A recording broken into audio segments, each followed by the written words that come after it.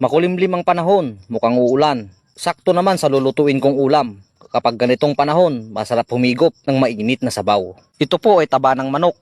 Igigisa ko lang at pagmamantikain. Kapag usapang tinola, wala lang tatalo sa native na manok. At dahil nga maliliit pa ang aking mga alaga, itong dressed chicken, pwede na.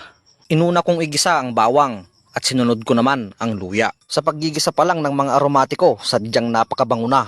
Kumbaga amoy pa lang, ulam na. Sunod ko naman pong inilagay ang sibuyas, nagmakumpleto na.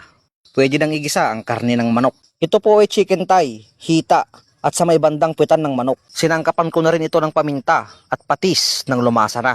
Kapag ako po ang nagluluto ng tinola, talagang sinasangkutsa ko muna. Yung tipong lalabas ang sarili niyang mantika. Sa prosesong yan, malayong mas masarap talaga kumpara sa diretsong sinasabawan na. Sa pagkakataong yan ay pwede nang lagyan ng sabaw para mapakuluan na. Pagkatapos ng 30 minuto, malambot na ang manok.